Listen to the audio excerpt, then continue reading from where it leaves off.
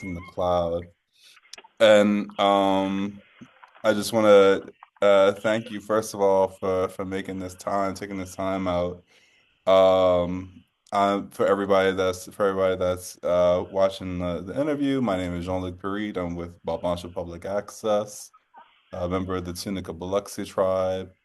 And I'm here joined by my friend, my former classmate from Abramson, Cristiane Rosales-Farjado. And I just wanted to give you the opportunity first of all, let people know who you are, if you're working with any organizations or anything like that, and especially like your backgrounds, like any like ancestral connections and stuff like that. Um, so would you mind giving people that? No problem. So, hi everyone. Hey, Jean-Luc. My name is Cristiane Rosales-Farjado. I am the director of a nonprofit organization, which we're still in the process of making it nonprofit, but I am the director of an organization called El Pueblo, NOLA, NOLA Village. I've been a director, and um, I don't even know how to. We just right now it's an organization supporting Black and Brown community members, predominantly undocumented community members in the city of New Orleans, and we've been doing everything from health advocate Mhm. to making sure that they get their proper legal documents if they're able to, advocating with education and school, making sure that components so people know where they come from and they're proud of who they are. And also the community service work of making sure people have food, people have water, have needs, that we have right now. Before it was because of the hurricanes and different dire needs. Lately, I've been hit really really hard. I'm originally from Rio de Janeiro, Brazil, and so I've been here for 40 plus years in this country. And I personally don't know what it is to be undocumented, but I do know the struggle from living in a community that's predominantly Vietnamese and Latino undocumented community members, and so the struggle has always been felt by what's happening, the discrimination and everything that's been happening. So this grassroots organization started by community members coming to my home and say, we need your support. We need your Mhm. language skills. We need your skills of knowing how to advocate for us. We just need your support. And they named the areas, the four key component area, which is health, education, civic, and cultural, was the main areas before we started doing social service. Was we're just making sure they have food and things of that nature, or just even shelter during the hurricane, because we are a community that is always pretty much left behind. And so by the community members themselves coming to me, and then these women came to me and said, we need your help. We formed this organization and pretty much been doing it without any funding. We are basically like like like literally grassrooting, but you know, um, from one person to other communities, helping communities. Right now, I'm in the process of picking up diapers and baby formula and food donation, because a lot of our community members have been locked into their home because they're scared Mhm. to leave out because of these immigration raids and the way that the government has started kidnapping our folks basically, and bringing them into detention centers. We don't know what's happening. Some of them have been hurt. I have one friend of mine personally that they broke their collarbone. He has not had any pain medication. There's a lot of things happening. Another community member also was killed, and it has not come out on the news whatsoever. And to the point where he was working on an oyster boat, and border agent jumped on his boat, and he jumped in the water and he drowned. And this happened 3 nights ago, and this is not even on No. anywhere news, no news platform yet. And when I had the news media like the Washington Post looking into it, they don't even have the debt registered yet. And so we know that it's be covered up, and we don't know how many of our folks they've done this to, right? Because some of them don't even have family members here to reach out or to let people know that this is happening. So right now, it's really really hard because um, we have a lot of families that's just been in for over a month in their homes. They haven't been going to work. We're now about to start seeing a high massive of people being evicted out of their home without any legal procedure. Landlord just putting things out. And we have a lot of folks that are not getting medical treatments because they're scared to come out of their house to go get prenatal visit or doctor's visit for their newborn child, or even getting like I have an elder that was on her dialysis. She hasn't been out to get her dialysis, and the point that I kind of like had to force her to come with me to go to her dialysis clinic. She ended up having to have emergency surgery because she hadn't left out of her house to get in treatment. So we're seeing more and more dire needs, and the things that are happening because of it. And the dire needs is because we don't have somewhere where we can go and say, hey, can you give us food to feed 20,000 people? We don't have enough volunteers to support the amount of people that are in their home because they don't want to be known.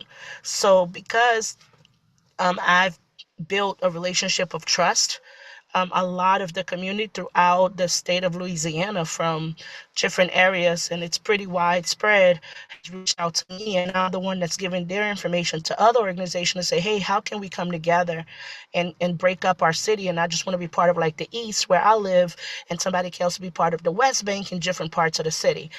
But Mhm. it's really really hard because everyone is doing it under like we're serving our people and also protecting our community at the same time. So when I leave out like to come get food, my community might be getting attacked right now by immigration raids, Mhm. right? So trying to create a real sustainable way to support and provide, it's really really hard, because there is no blueprint for this.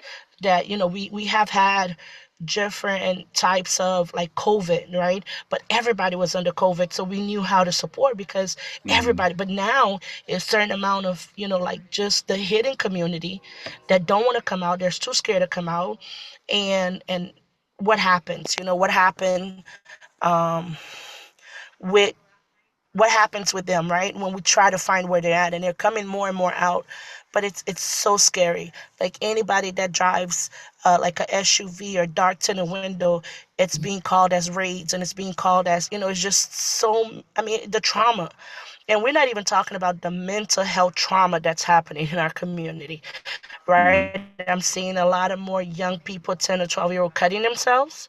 They don't want to go to school. They don't want to separate from their parents. We're starting to see more like 11, 12-year-olds in bed, things that they have never normally done, but we know it's caused from stress and anxiety.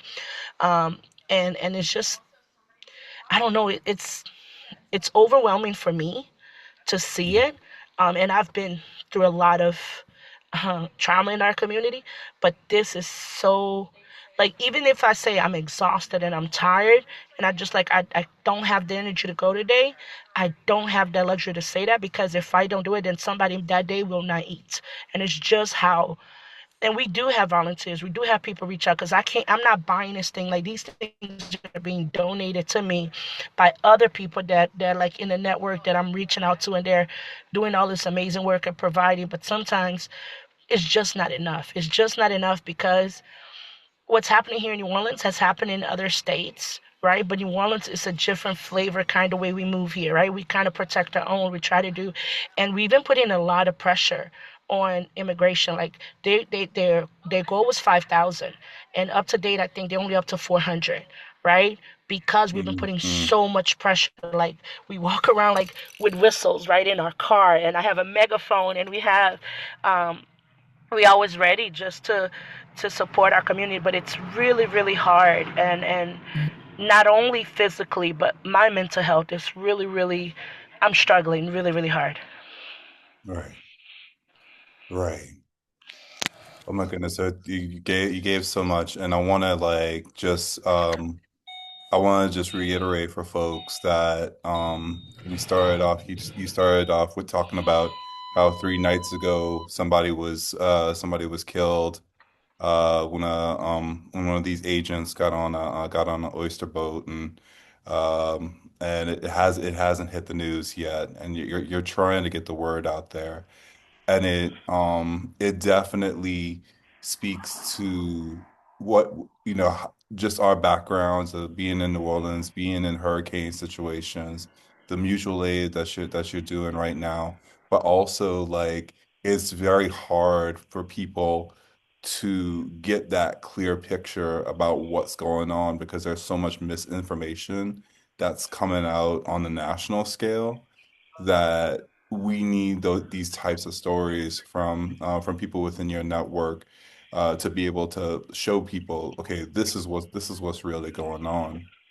Um, and so, you really touched on like the need for mental health support. Is there any kind of like is there any way to kind of like build space for that, or have people contribute in some kind of way to provide mental health support? And so I think every time like I talk about a problem, I've always thought about like what could the solution be, right? That's just the way my brain operates. And I think one of the ways that I really feel is we need a lot of um, multilingual providers, right? We don't have enough Spanish speaking providers to be able to, because mental health support being translated is not the same beneficial as it is if you're talking directly. When you translate or you have an additional person in the room to translate, you lose some of the essence of what that person is trying to say because somebody's summarizing what that person said instead of verbatimly translating what they're saying, which then takes away where if I'm going to share with you as my therapist or my counselor, I could talk to you, but then if I'm hearing somebody else having to say it, then I might be a little bit more ashamed to share some of the true feelings. So it's really, really, really tricky, right, to provide mental health support. I think one of the things is, and like the ideas that I've had like in my brain is I would love to like figure out how to support and write in a children's book, right? Or just so children can have a way to express the fear or what they're feeling. Because just like a quick story, like I was dropping my godchildren off at school because their mom was too scared to bring them to school like she normally dropped them off at school. So I Hmm. got them in a car, and it's 11-year-old boy, a 10-year-old girl, and a 8-year-old girl, and they got in the car. And usually I'm the try to be the bright, like funny and good morning, and Hmm. what big bugs hit you, and all of those jokes, and they got in the car and their face was so frowned, and I'm thinking like, oh my God, something bad must have happened, right? So I'm like, hey, what's going on? Why nobody talking? I didn't get a kiss. I didn't get, what's going on? Hmm. And literally could see the heaviness in their face. And I asked, I said, hey, can you tell me what's going on? And they're like shrugging their shoulder. I'm like, no, can you use your words? I need to hear words because when you tell me in words, then I can understand. And the only thing that little boy said is, Thea, which is auntie, he said, I never seen my dad so scared, right? And that was his words to me. And I was like, "Your dad's scared?" He's like, "Yeah, because the immigration that was in front of your house, they because they try to run me off the road. So they've been intimidating me personally, right? So my neighbors know it. So they have cameras and they've been watching. And so he was like, he got really scared, and I never seen my daddy scared. And then the little girl said, but Mama was scared too. Mama was scared too. And I said, yeah, it's a scary time, but like you have your auntie to protect y'all and do, like nothing is gonna happen to y'all. Like the shield that's around and just like trying to lighten them up and like promising them that nothing was gonna happen to their parents and that they had to go to school and they had a Christmas party and they had to enjoy and eat all the cupcakes, but somebody had to bring me a chocolate cupcake back home, just try to like bring it back to being kids. But Hmm. that, like, I dropped them off and literally pulled over and I just cried because it's like I made a promise to three kids that I don't know if I was gonna be able to fail. I don't know if immigration was gonna break down their door because they're not following the law. They're not coming with warrants and looking for criminals. They're picking up whoever they want. When I ask a border agent, "Where's your warrant?" He said, "I don't fucking need one." That was his answer to me, right? And this is after he tried to run me off the road and threatening to arrest me. So me telling that to these children, and one thing I keep very sacred to my heart is not to lie, to be very truthful with my Right. community members. But with those kids that day, I just did not have the courage to be that truthful with them, right? And so just like that many thought in my head, right? Like how those kids went to school that day. And then thinking about like how the heaviness, right, fell right back on me saying, I promise you your parents are gonna be okay, right? And so just that back and forth and thinking about like how do I write a storybook? And I have like kids that self-deported with their parents, like they're American citizen, but they went back with their parents because their parents was in so much fear. And those kids, just because they want to have the urge to continue to speak English, they call, my phone blows up every day. They just want somebody to speak English with, right? So all of these broken systems and all of these children that are, affected by it, all of these parents that have fear and they don't know how to communicate what that fear looks like or what the plans or what their next steps are, right? Because before when I did like know your rights training and how to protect yourself and how to do these things, that was the law that was being followed, right? But right now there is no law being followed.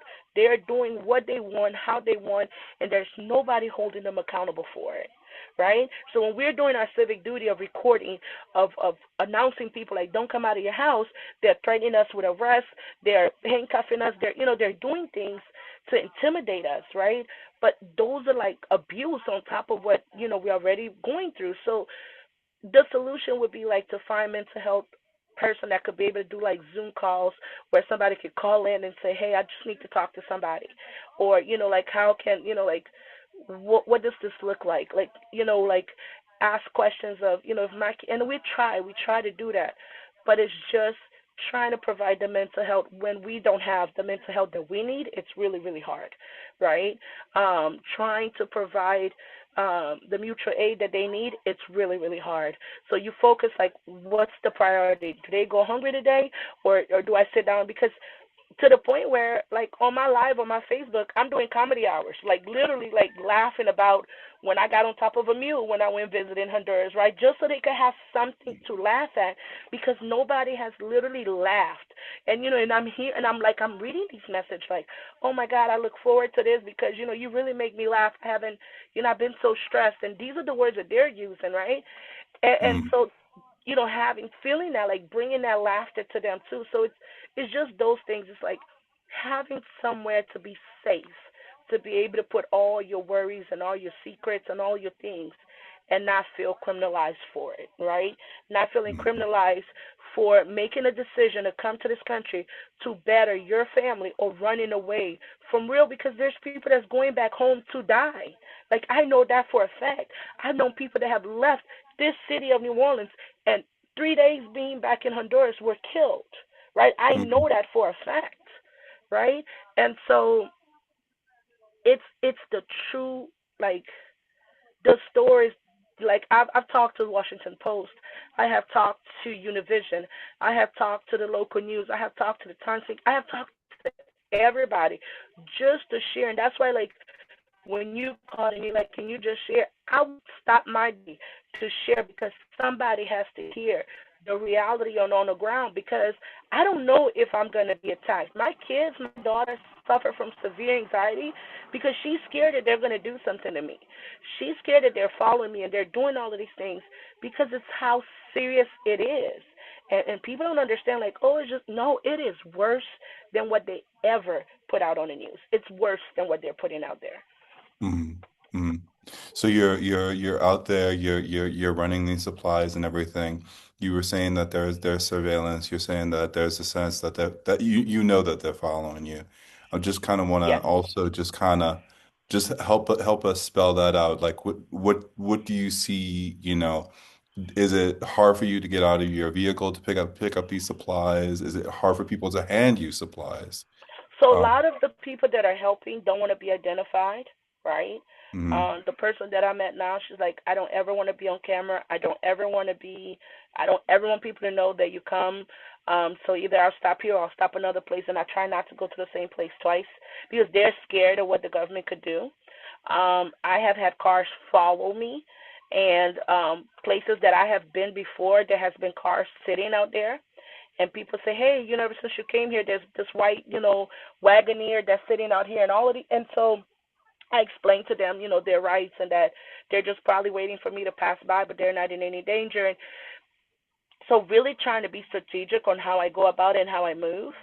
Mm-hmm. constantly moving, like trying not to be somewhere, trying not to go anywhere by myself. I have a dash cam, I have my phone constantly recording. If I'm driving, I constantly have somebody with my location, things of that nature to be safe because it is happening. At first, I thought people was like crazy when they were like, "Girl, you got to do this," and I'm like, "What?"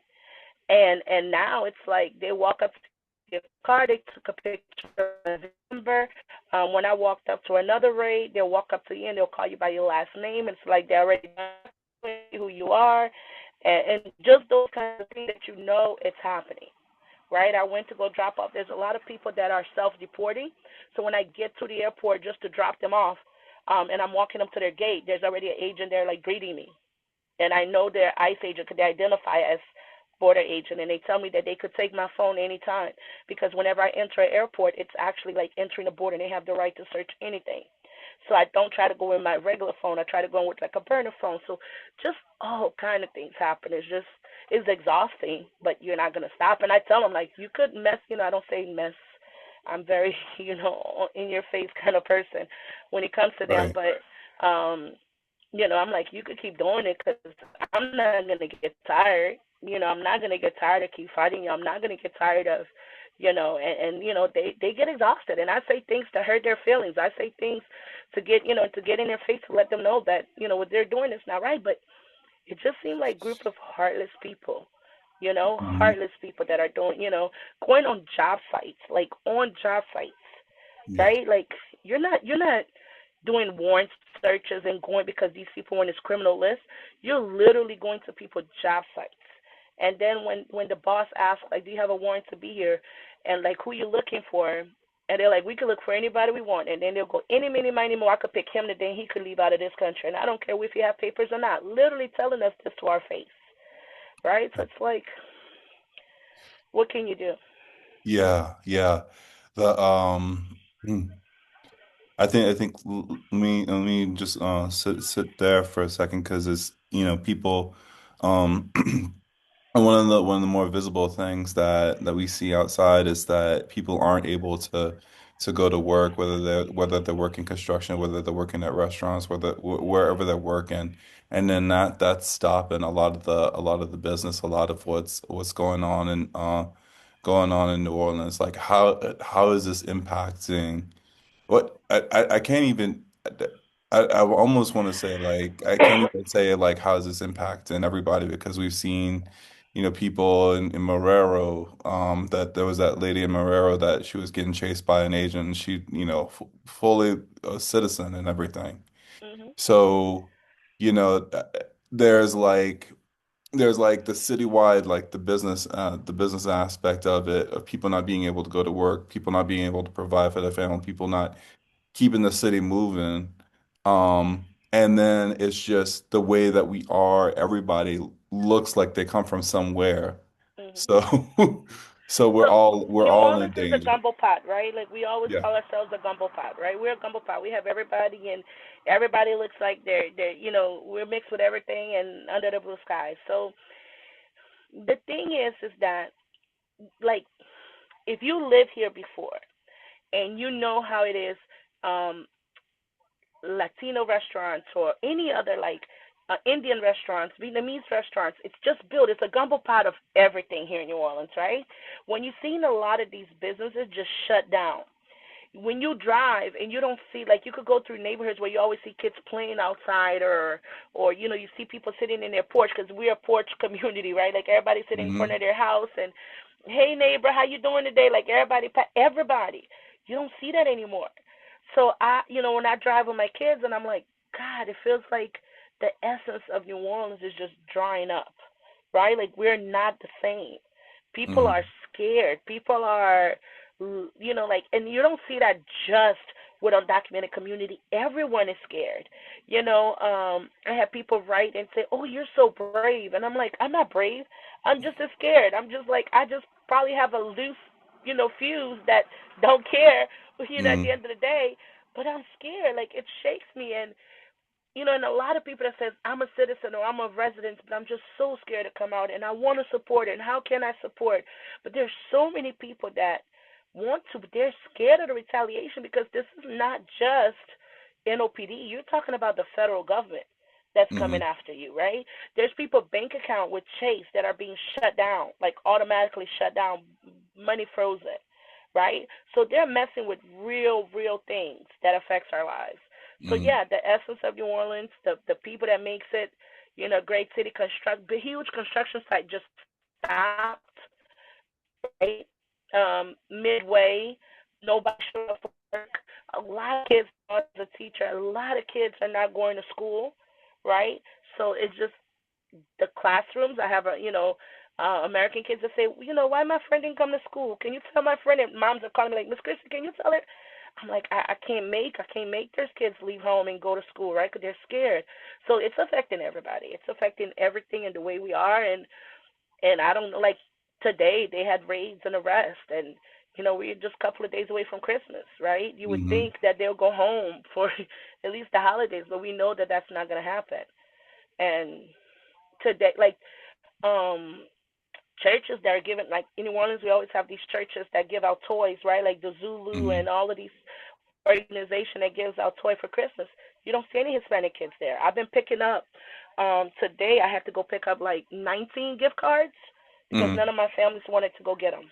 Mm-hmm. They want me to go get it and bring them to their house because nobody, they're afraid. I have to go pick up kids' toys, right? Um, for them because they're afraid to go. Really afraid to go. So it's that kind of like environment that we have right now.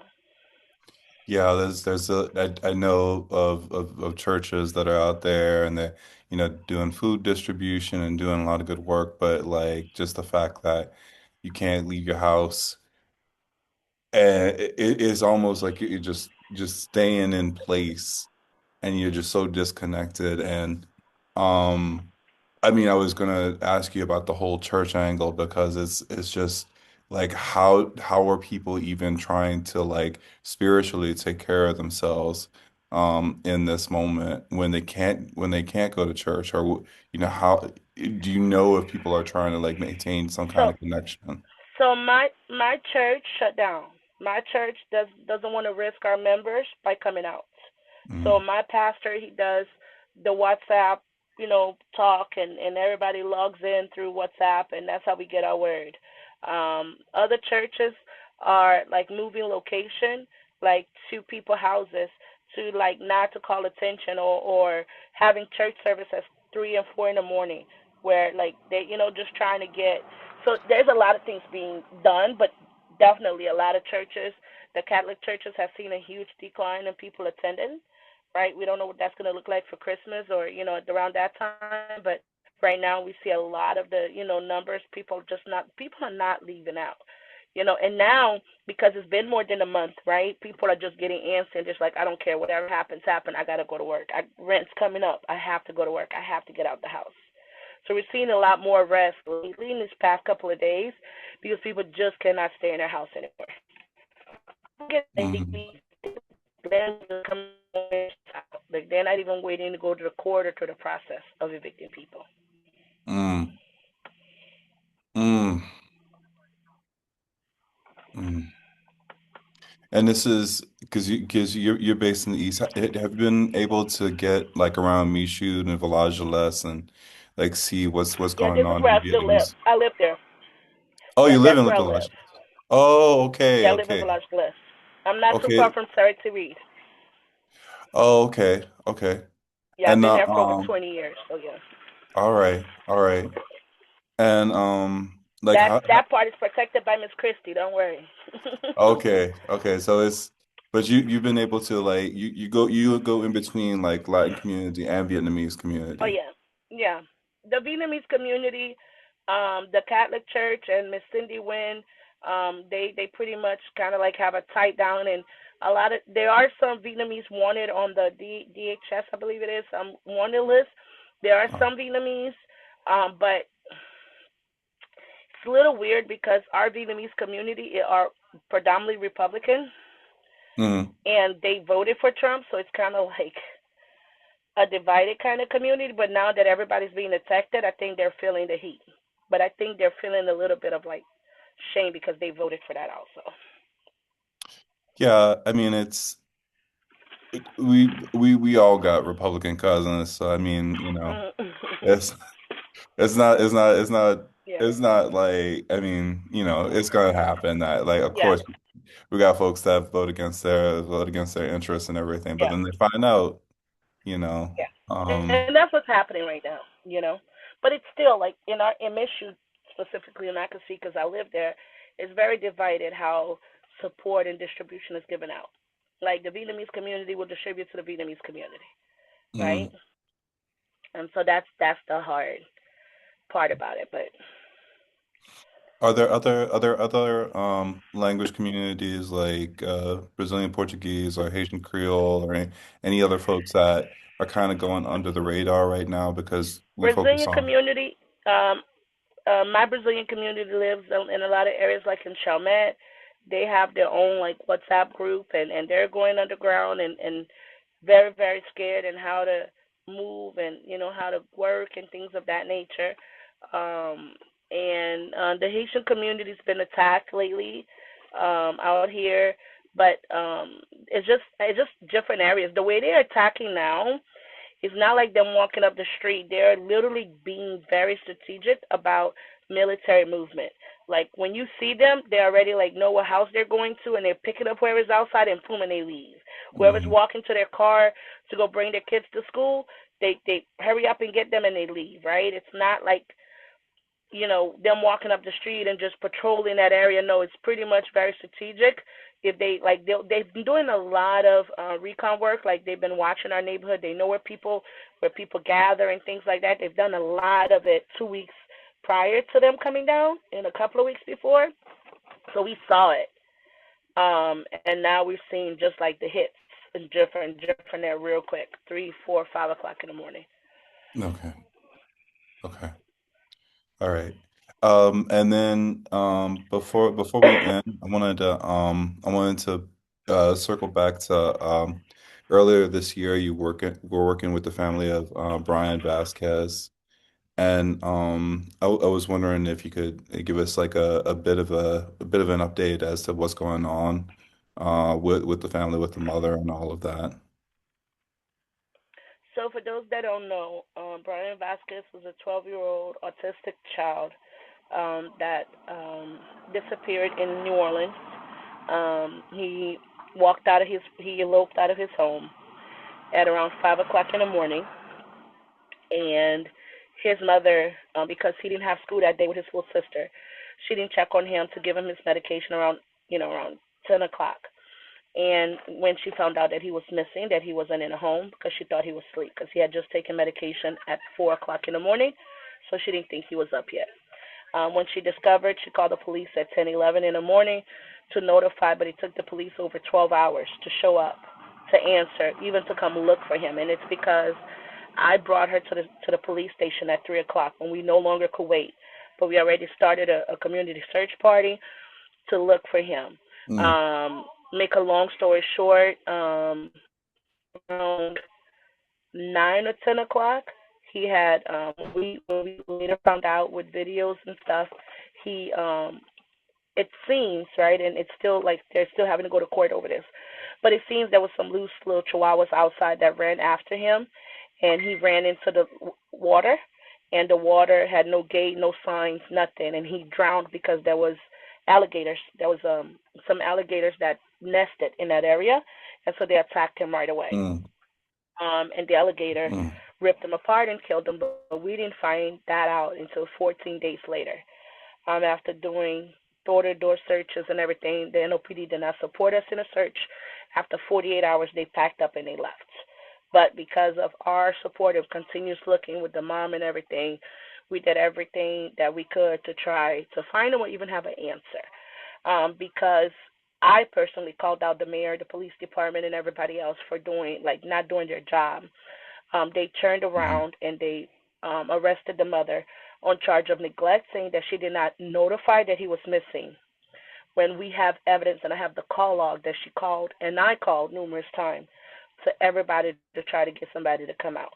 Then they try to bring up some previous charges that she had, but what they're not saying, right? They just made her look guilty because he was a child of abuse, by his stepfather. She was a victim of domestic violence. And she was arrested when his leg and everything that happened to him when he was a baby, when he was 3 months old. But she never charged. She was released after going to parenting class and got her child back custody. But they brought all of that back up now, saying like she was the one that did these things, and now she's in jail, for me, falsely arrested, right? Because I called them out on how bad they did of a job. So they needed somebody to blame, even after the police chief admitted that they failed in answering that call. So I think it's a cover up of a lawsuit, like they're trying to cover up so the family don't sue. I think because it's election time in our city, mayoral election, and the police chief, and I mean not the police chief, but the jail person, and because of the jailbreak and all of the shame that they had, like different action. They took action against this mother, an undocumented mother, because she was an easy scapegoat for them. But she's still in jail. They refused to give her a bond. They refused to allow her to see her 2 months old, any of her children. Actually, she has 4 kids. Um, for 14 days, they didn't think she was a danger to those kids because they left her be there. But only after we found his remains is when they want to say she was a danger to her children. I feel like if she was a danger to her children from day one, they should have removed her from the custody of her. But no, not only till we found his body is when they decided to charge her, right? And so we know that it was an accidental drowning. We know that children with his condition eloped. I'm personally supporting her, and she has a whole community that have known her because she's a mother that has given everything for her child. She left that abusive relationship that she was in. The person that did that was arrested, but he then left out of the country and then came back in the country. And the police know these things, but they never went after him. And for this death, I don't think nobody should have went to jail because it was an accidental drowning. It was an accident, and children with autism elopes. And we know that the number one cause of children with autism is drowning, right? And so I believe that she doesn't have the right legal representation because she can't afford it. And I think she just unjustly arrested, and I will always stand by her because I personally um, knew her for the 12 years that Brian was alive. I was her support system with diapers and making sure that he went to the school and that he had anything she needed. She always reached out to support. So not only was he's one of my nephews, like my community nephews, right? I loved him deeply, and it hurts because justice is just being swept under the rug to try to make the city look good. Mm-hmm. Mm-hmm. Mm-hmm. And she's still in a jail.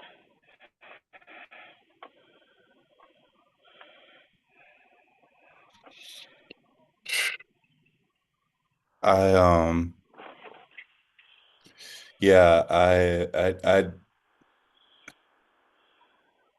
I know, people from the outside, they say, so much about our city, and uh that what you said about, like, trying to make the city look good, um it's really it's challenging because it's like, this is but but I think, like, what you're doing, being in community, helping to maintain that network when city government fails. Um, Yeah. like that's like the most important thing. So, But you don't win as you every battle, and when you lose some, it really hurts because it's not just like some people just a story that they read, or people mention Brian, right? And I have a picture of him in my living room, and and his death is nothing that no one in this world deserved, right? And he had the right. most horrific death. And then to have like not even allow his mother to be, they arrested her the day we announced when his funeral was. So his funeral was like in 2 days, and they arrested her right before his funeral, and not even to allow her to come even have that sacred moment, right, of saying goodbye to her child. To me, that was the cruelty on top of everything. Mhm. Yeah. Ooh,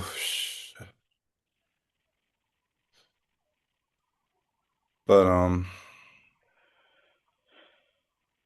and I just really quickly, like, because I know that with New Year's and the Sugar Bowl and all that stuff, like, um, New Orleans is reaching out for like more support for public safety.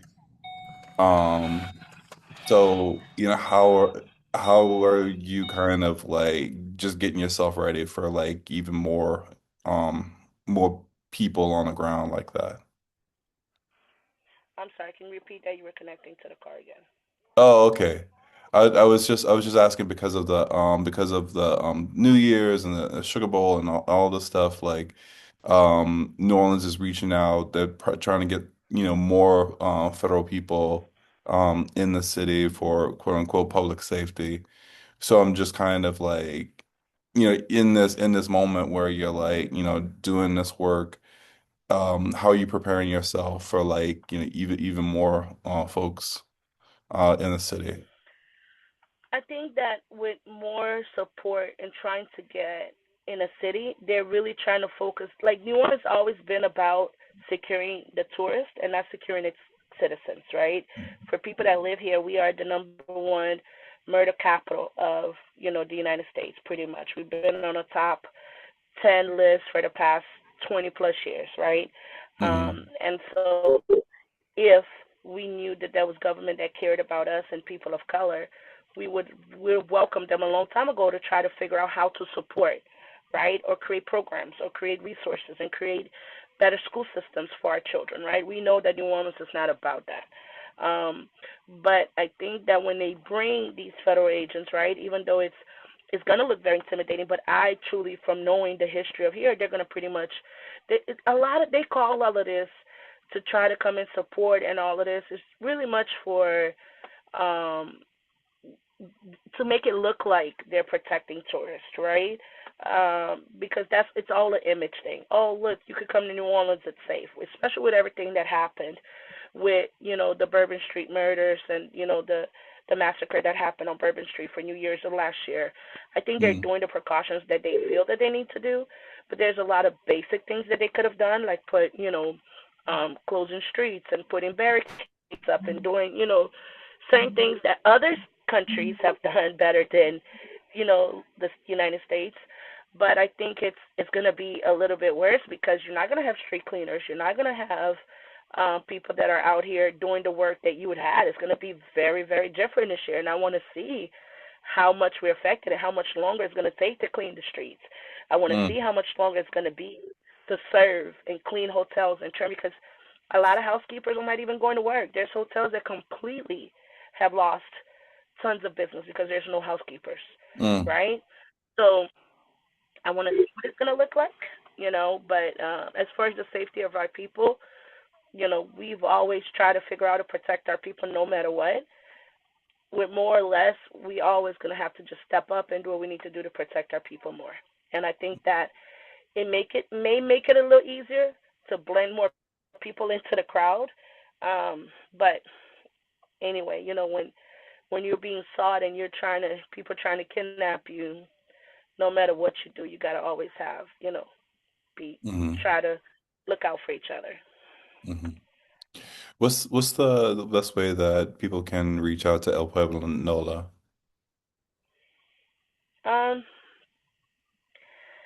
I don't even like as far as I do have a website. I do not want people donating through GoFundMe on that site because it's not open and operational. But Okay. there is my number. If people want to donate or want to help or they want to just send anything, there is an address on there. If people want to send anything that they feel that our community could use, if they want to do Cash App or Venmo or any kind of donation, my number's on there. They can reach out to me. Okay. But one of the main things we want is prayers and make sure that our ancestors and make sure that people are protecting us, not only physically but spiritually. And I think it's very important because I think that as you know, this is not the land of, Americans. This is the land of, Native Americans, and that to me is to see just a lot of y'all just stepping up and say, hey, this is sacred land. You cannot come in here. You cannot do these things.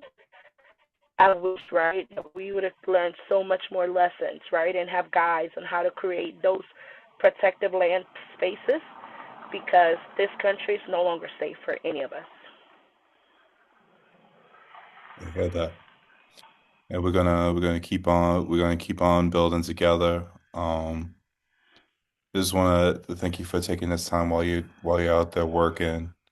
And yeah, we'll see what kind of help we can direct your way.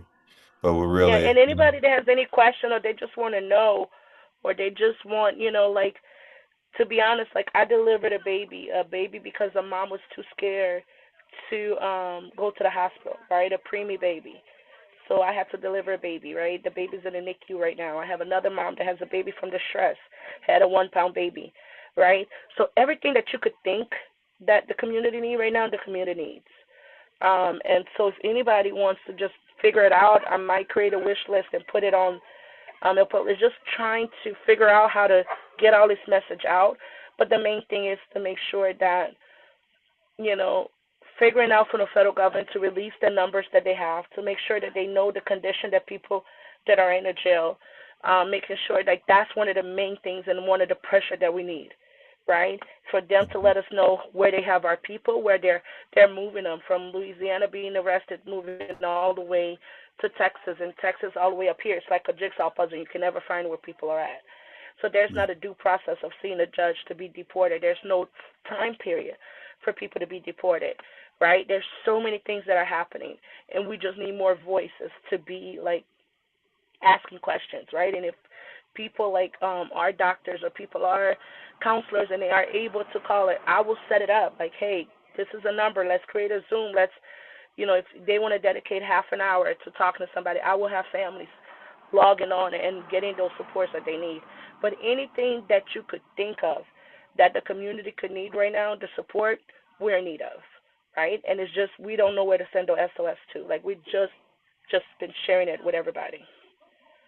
Well, I hope that this stream will be a nice signal boost for you, and we're just gonna be sending all of our prayers your way, and hopefully we can get you some support for all that you do. So thank you so much Thank you for so today. much. Thank you for even inviting me and just sometimes it's just therapeutic just to get the story out, so we're not bottled up like Coke. So thank you for giving me that opportunity. Yeah, and I think my mom, I can say this about her. My mom would be very proud to see her students out there working like this. I just love your mom. I gave her such a hard time, but I love your mom. Please send her my love and my apology as an adult. It's all right. It's all right. She All knows. right. All All right. right. Thank All you, right. Jean-Luc. I appreciate you. Peace, I brother. appreciate Bye. you. All right, Peace. honey. Bye-bye. Peace.